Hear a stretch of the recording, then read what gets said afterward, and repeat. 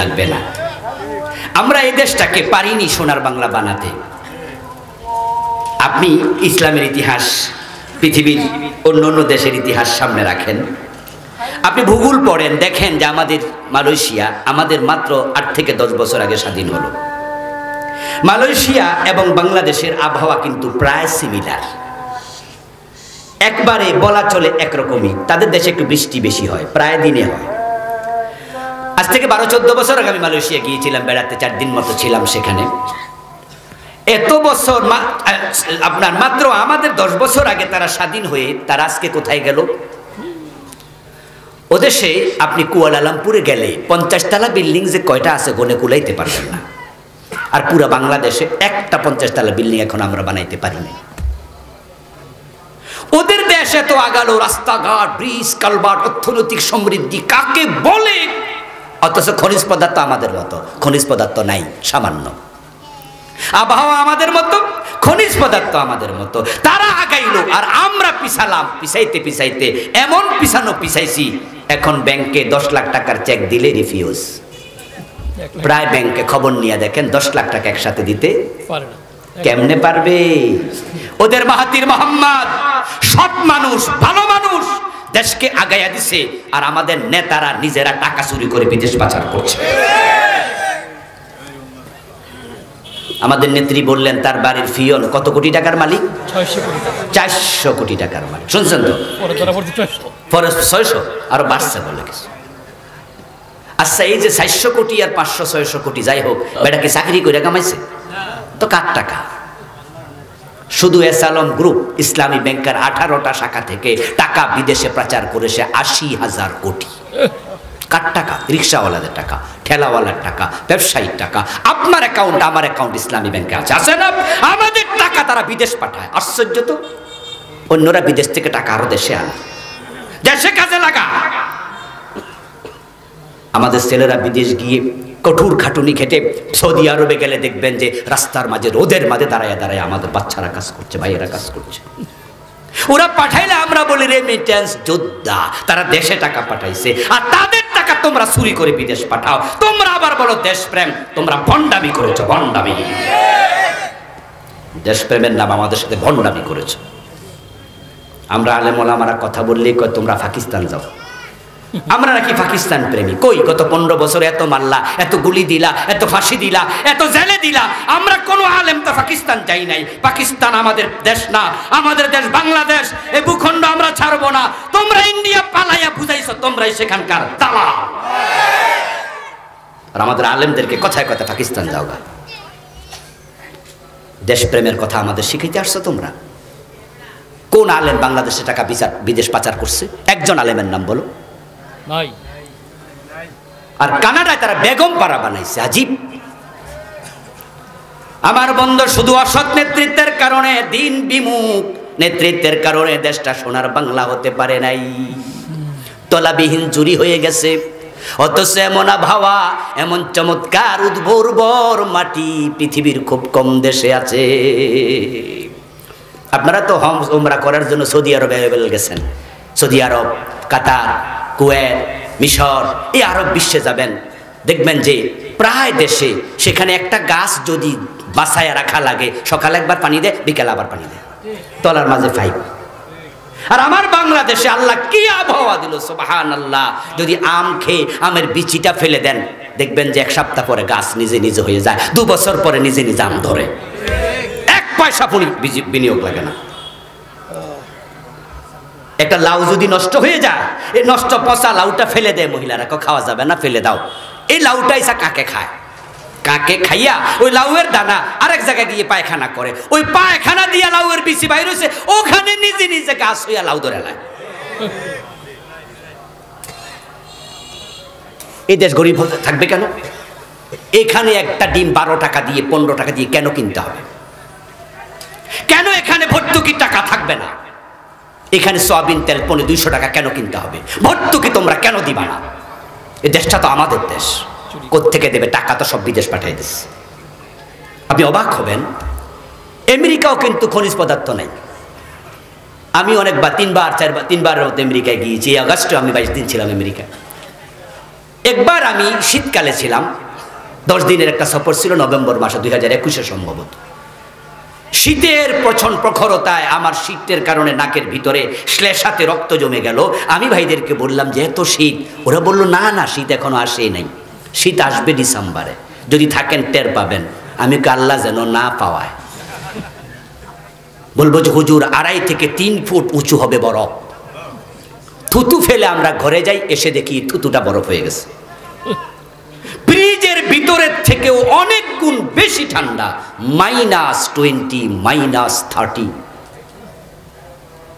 আমি বললাম তখন আপনাদের কি অবস্থা, ফল ফলাদি খাবার দাবার? বলল হুজুর ফল ফলাদি দূরের কথা, কোনো গাছে পাতা থাকে না, পুরা দেশটাই অনেক অঞ্চল বরফের নিচে।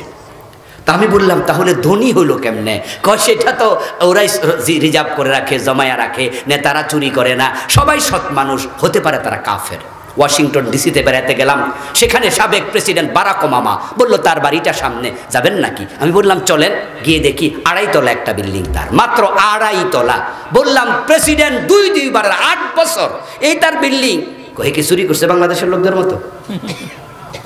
আমি আমাদের দেশে তো মেম্বার হইলে 10 তলা বানায় না, ঠিক না?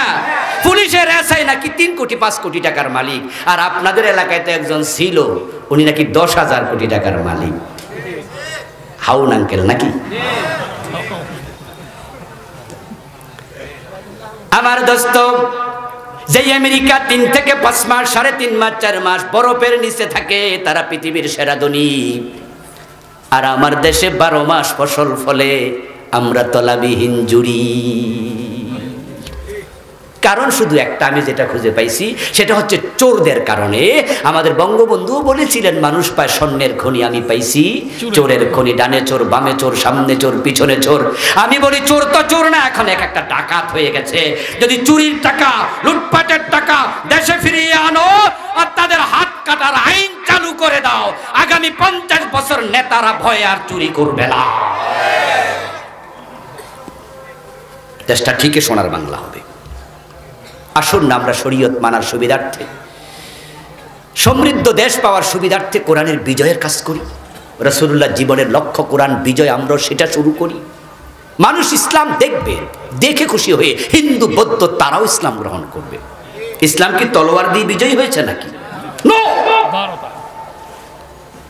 অসম্ভব। এটা আমাদের উপর মিথ্যা অভিযোগ। তবে হ্যাঁ, দিন বিজয়ের তলোয়ারের ব্যবহার লেগেছে, কিন্তু দিন বিজয়ী হয়েছে আচরণ দিয়ে। ইসলামকে দেখে মানুষ দলে দলে মুসলিম হয়েছে। হযরত ওমরের যুগে ইসলামের সৌন্দর্য দেখার জন্য পৃথিবীর অন্য কাফেররা ইসলামী রাষ্ট্রে আগমন করে ইসলাম দেখে যেত। ওমর শুয়ে আছে গাছতলায়, তারা বিশ্বাসই করে নাই অর্ধ দুনিয়ার সম্রাট গাছতলায় ঘুমায়, কোনো বডিগার্ডের প্রয়োজন হয় না। ইসলাম তো কলিতে, কেমনে দেখবো আমরা তার সৌন্দর্য? গোলাপ ফুলের সৌন্দর্য তার পাপড়িতে, ঠিক যখন সেটা পাপড়ি মেলে ধরবে, তার নাকের ডগায় নিয়ে নৌম গন্ধে অন্তর ভরবে, যখন সে পাপড়ি মেলে ধরবে তখন তার গন্ধ আসে, তার সৌন্দর্য আছে, চাপ দিলে আতর বের হবে। কিন্তু সে গোলাপ যদি কলির ভিতরে থাকে, এটা কাঁচা কাঁচা গন্ধ দেবে, সুগন্ধ দেবে না। ইসলামকে, কোরআনকে মসজিদ মাদ্রাসা থেকে সংসদে পাঠাও, অর্থ মন্ত্রণালয়ে পাঠাও, রাজনৈতিক মন্ত্রণালয়ে পাঠাও, সারা দেশে কোরআন কায়েম করো। ইসলামের সৌন্দর্যে পৃথিবীর মানুষ আবার মুগ্ধ হবে, বিমোহিত হবে। বাংলাদেশের হিন্দু বৌদ্ধরাও তারাও ইসলাম গ্রহণ শুরু করে দেবে। কিন্তু ইসলামকে তো আমরা মসজিদের ভিতরে বেঁধে রাখলাম, কোরআন তো আমাদের তাকের মাঝে বেঁধে রাখলাম। তেলাওয়াতের কোরআনকে বাস্তব কোরআনে রূপ দিতে হবে। আসুন না আমরা তেলাওয়াতের এই কোরআনকে বাস্তব কোরআনে রূপ দেই। কতই তো পড়লাম চোর ধরে হাত কাটো, কাটতে তো পারলাম না। কতই তো পড়লাম আয-যানিয়াতু ওয়াজ-যানি ফাজলিদু কুল্লা ওয়াহিদিন মিনহুমা মিআতা জালদা ওয়া লা তা'খুযকুম বিহিমা রা'ফাতুন ফি দীনিল্লাহ। আল্লাহ বলে 100 বেত লাগাইবা, অন্তরে যেন কোনো ভালোবাসা তৈরি না হয়, ঠিকঠাক মতো লাগাইবা। 100 দূরের কথা, একটাও তো লাগার নাই। তো তেলাওয়াত পর্যন্তই দায়িত্ব শেষ। বাহ, কি গর্ব করে বলি, এবার আমরা রমাদানে কোরআন খতম করছি। কি কোরআন খতম করলা? একদিনও মানলা না। কোরআন কি তেলাওয়াতের জন্য শুধু এসেছে? এটা আইনের কিতাব, বাস্তব কিতাব। আল্লাহ তাআলা আমাদের সকলকে দিন বিজয়ের আন্দোলনে শরীক হওয়ার তৌফিক দিন, বলেন আমিন। হাযা মা ইনদি ওয়াল ইলমু ইনদাল্লাহ আলাইহি তাওয়াক্কালতু ওয়া ইলাইহি উনি। প্রিয় ভাই, ভাটা ভাটা পড়বে আয়। আমার রাসূল রাষ্ট্র ক্ষমতা চাইলেন, মদিনায় পৌঁছার আগে দোয়া কবুল, সুবহানাল্লাহ পড়েন। রাস্তায় দোয়া করছে, এই আয়াত নাযিল হয়েছে রাস্তা যাওয়ার পথে, হিজরতের পথে রাস্তা। রাসূলকে আল্লাহ দোয়া শিখাইছে, আমার কাছে দোয়া করেন। রাসূলুল্লাহ দোয়া করলেন, মদিনায় পৌঁছতে দেরি, রাষ্ট্র ক্ষমতা হাতে আসতে দেরি নাই।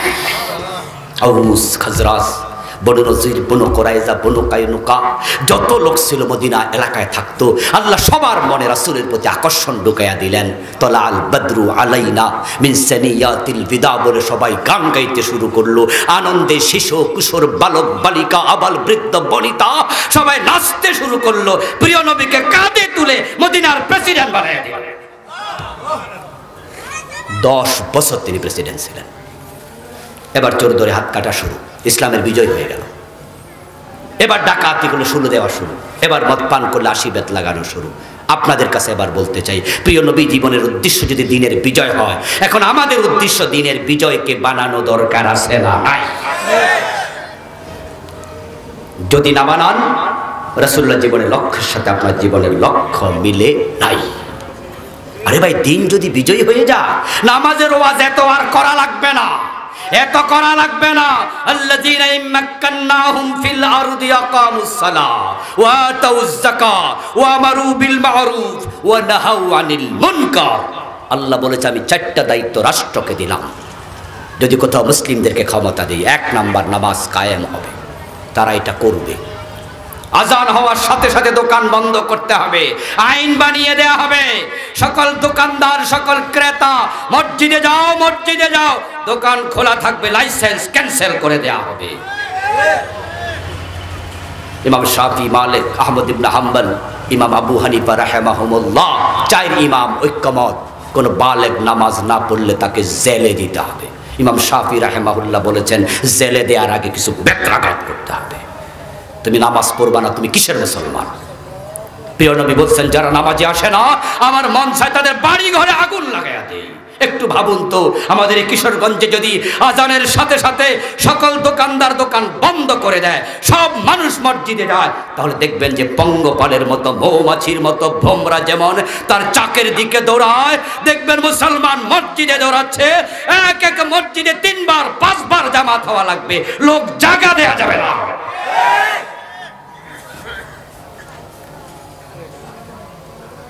আমার প্রিয় ভাইরা, এই দেশে অনেক ওয়াজ হলো, ওয়াজ তো আর কম হয়নি, কিন্তু বেপরদা বেহায়াপনা, সিনেমা নাটক কমছে না বাড়ছে? এই সিনেমা কি ওয়াজ করলে বন্ধ করা যাবে? সিনেমা দেখার জন্য হলে যাওয়া লাগে না, এখন যুবকদের হাতে হাতে সিনেমা হল আছে না নাই? এটার ভিতরে সিনেমা হল আছে, এমন সিনেমা হল আছে যেটা বাংলাদেশেও নাই, আমেরিকারটা সহজ। থামাবেন কেমনে? দিন বিজয় ছাড়া সম্ভব না। চুরি বন্ধ করতে হলে চোর ধরে হাত কাটার আইন করে দেন। দেশটা সোনার বাংলা বানাতে বেশি দিন হবে লাগবে না। আল্লাহু আকবার, আল্লাহু আকবার, আশহাদু আল্লা ইলাহা ইল্লাল্লাহ, আশহাদু আল্লা ইল্লা মান আবা قيل من أبى يا رسول الله قال من أطاعني دخل الجنة ومن عصاني فقد أبى। সহিহ বুখারীর riwayat, নবীজি সাল্লাল্লাহু আলাইহি ওয়াসাল্লাম বলেন, আমার সব উম্মত জান্নাতে যাবে, তবে যে অস্বীকারী সে জান্নাত পাবে না। قيل من يا رسول الله, প্রশ্ন করা হলো, হে আল্লাহর নবী, অস্বীকারী উম্মতকে? নবীজি মুহাম্মদ সাল্লাল্লাহু আলাইহি সাল্লাম জবাব দেন, মান আতানি দাখালাল জান্নাহ ওয়া মান আসানি ফাকাদ আবা। যে আমি নবীকে অনুসরণ করবে সে জান্নাতে যাবে, যে আমাকে অনুসরণ করবে না সে অস্বীকারী, তার কপালে জান্নাত নাই। তো প্রিয় নবীজি মুহাম্মদ সাল্লাল্লাহু আলাইহি সাল্লাম 10 বছর মদিনা কোরআন দিয়া চালাইলেন, প্রেসিডেন্ট হয়ে, রাষ্ট্রপ্রধান হয়ে, রাষ্ট্র ক্ষমতার জন্য আল্লাহর কাছে তিনি দোয়া করলেন। আল্লাহ শিখাইছে, ওয়াকুর রাব্বি আদখিলনি মুদখালা সিদকিন ওয়া আখরিজনি মুখরাজা সিদক ওয়াজআলনি মিন লাদুনকা সুলতানান নাসীরা। ও আল্লাহ, আমাকে রাষ্ট্র ক্ষমতা দাও, আমি তোমার কোরআন দিয়ে দেশ চালাতে চাই। আল্লাহ ক্ষমতাও দিলেন, দোয়াও শিখালেন। রাসূল 10 বছর কোরআন দিয়া হাদিস দিয়া দেশ চালাইলেন। সেখানে রাসূলের অনুসরণের ব্যাপারে আপনার ভূমিকা কি? আপনি কয়দিন দোয়া করছেন, কয়দিন রাষ্ট্র ক্ষমতা কোরআনকে নেয়ার জন্য চেষ্টা করছেন? 53 বছরের বাংলাদেশ কোরআন দিয়া একটা সেকেন্ড চলল না। সেজন্য আপনার কলিজার মাঝে কয়দিন কষ্ট অনুভব করেছেন? শুধুমাত্র দাড়িয়া টুপিতে সুন্নাহ পাইলেন, কোরআন দিয়ে দেশ চালানো রাসূলুল্লাহর জীবনের এত বড় সুন্নাহ 10 বছর লাগাতার, ওই সুন্নাহ বুঝি পান নাই আপনি? ওটা বুঝি সুন্নাহ নয়? ওয়াকুর রাব্বিরহামহুমা কামা রাব্বায়ানি সাগীরা। এখানে সুন্নাহ পাইছেন তাই মা বাবার জন্য দোয়া করছেন, ওয়াজআললি মিল্লাদুনকা সুলতানান নাসিরা। এখানে দোয়ার সুন্নাহ বুঝি পান নাই? নবীজি মুহাম্মদ সাল্লাল্লাহু আলাইহি ওয়াসাল্লামকে অনুসরণ করবেন, অনুসরণ, তাহলে জান্নাত মিলে যাবে। আমার রাসূল বলে গেছেন, মান আহাব্বা সুন্নতি ফাকাদ আহাব্বানি ওয়া মান আহাব্বানি কানা মাই ফিল জান্নাহ। যে আমি নবীর সুন্নাহকে লালন করে অনুসরণ করে সে আমি নবীকে ভালোবাসে, আর যে আমি নবীকে সুন্নাহ পালন করার মাধ্যমে ভালোবাসা দেখাবে, কানা মাই ফিল জান্নাহ, সে জান্নাতে আমার সাথেই যাবে। মনে মনে ভাবছেন, হুজুর নামাজ রোজা হজ যাকাত করি, টুপি দাড়ি পাঞ্জাবি আছে, তো সুন্নাহ তো মানি। আমি বলবো, হ্যাঁ দোস্ত, আপনি যদি সুন্নাহ মানেন তাহলে আপনার জন্যই তো সুসংবাদ, রাসূলুল্লাহ আপনাকে সাথে নিয়ে যাবেন। কিন্তু এই সুন্নাহটা যেন সুবিধাবাদী হইয়া নফসের গোলাম হইয়া না মানেন, এটা খেয়াল রাখেন। যদি সুন্নাহ মানার ক্ষেত্রে আপনি নফসের গোলাম হন, তাহলে আল্লাহর গোলামি আর থাকে না। রাসূলুল্লাহর সুন্নাহ যখন মানবেন, আপনি আল্লাহর গোলাম হন।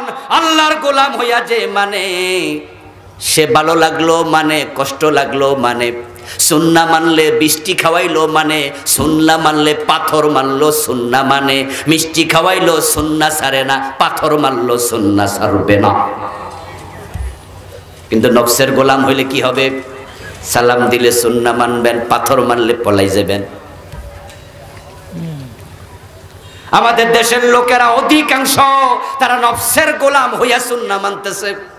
অধিকাংশ লোক, আত্মসমালোচনা করুন, সেখানে আপনি আছেন কিনা, আমি আছি কিনা। আমার নিজের চোখে তো দেখি সমাজে, এই জজকোট কিশোরগঞ্জে জোহরের আজান যখন হয়, তখন জজদের মাঝে 5 ওয়াক্ত নামাজি আছে এমন 2-4 জন জজ নাই? কথা বলে না কেন ভাই? যখন জোহরের আজান হয় তখন 5 ওয়াক্ত নামাজ পড়ে এমন 2-1 জন জজ আছে। জোহরের নামাজ পড়ার জন্য তিনিও মসজিদে গেলেন। মসজিদে যাওয়ার পরে তিনি যখন ঢোকেন, ডান পা দিয়ে ঢোকেন, বের হন বাম পা দিয়ে, আল্লাহু আকবার, নামাজ শুরু, সালাম ফিরিয়ে নামাজ শেষ। রাসূলকে তিনি ফলো করছেন কদমে কদমে, পদে পদে। কিন্তু এই লোকটাই যখন জজ কোর্টে সকাল 10টায় চেয়ারে বইছে, দুপুর 1টা পর্যন্ত চেয়ারে বইয়া কত মামলার রায় দিছে, সেখানে রাসূলের সুন্নাহ মেনে কয়টা রায় দিছে? হ্যাঁও কয় না, নাও কয় না। এই লোকটা মসজিদে ছিল 30 মিনিট বা 20 মিনিট। জোহরের টাইমে 30 মিনিটের বেশি তো আর থাকে নাই নাকি? এই যে মসজিদে ঢুকছে, ঢোকার সময় সুন্নাহ মানা শুরু, ডাইন পা দিয়া ঢুকছে, বের হওয়ার সময় বাম পা দিছে, মাঝখানে সুন্নাহর বাইরে কোনো কামই করে নাই। হুজুর যখন জোহরের নামাজের ফরজের ইমামতি করছে, হুজুর 2 রাকাত পড়ার পরে আত্তাহিয়াতু পড়তে বসতে হয়। ইমাম সাহেব বসতে ভুলে গেছে, উনি দাঁড়াইতে শুরু করছে। 2 রাকাত পড়ার পরে জোহরের আত্তাহিয়াতু পড়তে বসা ওয়াজিব।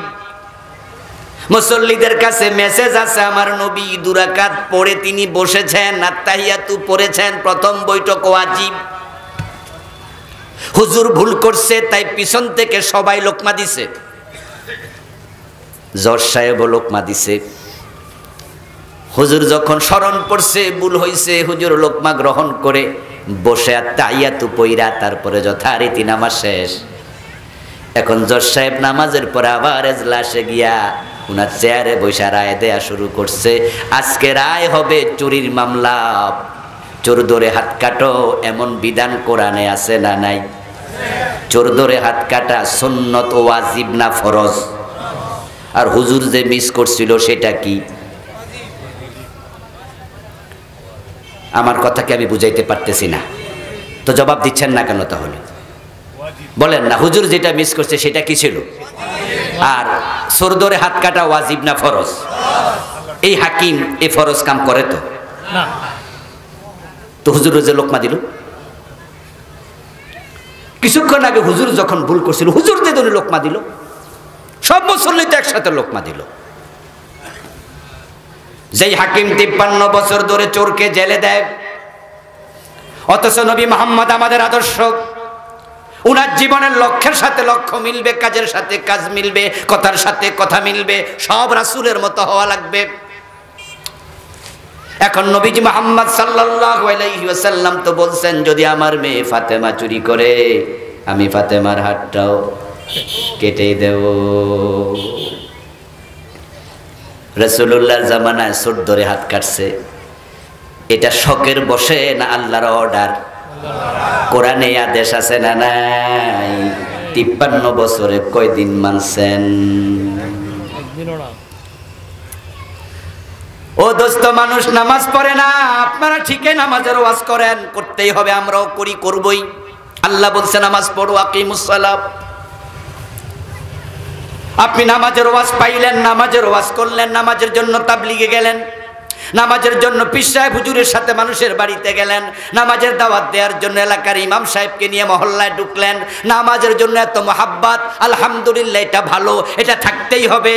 কিন্তু আমার প্রশ্ন, আকিমুস সালাহ যে আল্লাহ বলছে, আকিমুদ্দিন, এটাও কোরআনে আছে না নাই? তো দিন কায়েমের দাওয়াত কয়দিন দিছেন? আপনি আকিমুস সালাহটা বুঝলেন ঠিকই, দিন কায়েমেরটা বুঝেন নাই, ওটা কোরআনে নাই, ওটার ব্যাপার আপনার ভূমিকা নাই কেন? প্রবলেমটা কোথায়? সমস্যা হলো আপনি নফসের গোলাম। আল্লাহর সামনে সকলকে যেতে হবে, কারণ আপনি জানেন যে নামাজের ওয়াজ করলে মাইর খাওয়া লাগে না, জেলে যাওয়া লাগে না। আর দিন কায়েমের কথা বললে দেশে গত 15 বছরে কত আলেমকে জেল খাটানো হয়েছে। দিন কায়েমের কথা বললে ফিরালি থাকে না, আর পীর সাহেব সদরে নিয়ে জেলে দিয়ে দেয়। দিন কায়েমের কথা বলবেন, ধর্ম নিরপেক্ষ সকল মুরিদ আপনার থেকে সরে যাবে, বলবো এই হুজুর তো আগে বালা ছিল, এখন রাজনীতি শুরু করছে। এজন্য ওরা ধর্ম নিরপেক্ষ পীর সাহেব খুঁজবে। ফিরদের মাঝে ধর্ম নিরপেক্ষ পীর আছে না, অর্থাৎ চলুক না বাজে ধর্ম দিয়ে দেশ, ওই পীর সাহেবের মাথায় কোনো ব্যথা নাই। এটা ইসলাম ধর্মের পীর না, এটা ধর্ম নিরপেক্ষ পীর।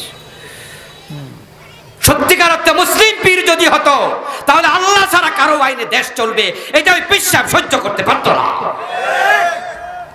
ওনার মুরিদ 100 হোক, 500 হোক, 1000 হোক, মুরিদদেরকে শিখাতো যে আল্লাহ ছাড়া কারো আইন চলতে পারে না। আল্লাহর আইনের বাহিরে যারা 53টা বছর মানুষকে ডাকছে, ডাকছে না, দলের দিকে ডাকে না, আমাদের দলে আসেন, আমাদের দলে আসেন, আমাদের দলে যোগ দেন। এই যে কয়দিন আগে বিপ্লব হলো, পরিবর্তন হলো, পরিবর্তনের পরে ওই দল থেকে এই দলে চলে আইছে এমন লোক আছে না নাই? শুধু বড় বড় নেতারা এখনো পারে নাই, চান্সটা পায় নাই। চান্স পাইলে চলে যাবো, কিন্তু লাইনে আছে, শুধু চান্সটা দিলে হয়, শুধু নামটা পাল্টায় দেবে, চলে আসবে, কারণ সুবিধা। ওখানে থাকা অবস্থায় 15 বছর সাদাবাজি করেছে, লুটতরাজ করেছে, এখন নামটা চেঞ্জ করলে এখানে চলে দলে আসলেও এখানেও সাদাবাজি সুযোগ আছে না নাই? কিন্তু ইসলামের দিকে ডাকলো আইব না, কারণ ওখানে গেলে আবার দাড়ি রাখা লাগবো, নামাজ পড়া লাগবো, কোরআন পড়া লাগবো, আর সাদাবাজিও সুযোগ নাই। এত ঝামেলা করে কেডা? ও দোস্ত, আমার প্রিয় নবী সাল্লাল্লাহু আলাইহি ওয়াসাল্লামকে আল্লাহ তাআলা দুনিয়ায় কেন পাঠালেন? লক্ষ্য কি? হুয়াল্লাযী আরসালা রাসূলাহু বিল হুদা, তিনি মহান সত্তা আল্লাহ যিনি তার রাসূলকে কোরআন দিয়ে পাঠালেন। হুদা মানে কোরআন। কোরআনের নাম কি? এইমাত্র বললাম কি? হুদা। হাদা হুদা, হুদাল লিন্নাস, হুদাল লিল মুত্তাকিন, ফামান তাবিআ হুদায়া ফালা খাউফুন আলাইহিম ওয়ালা হুম ইয়াহজানুন, ফামান ইত্তাবা হুদায়া ফালা ইয়াদিল্লু ওয়ালা ইয়াশকা।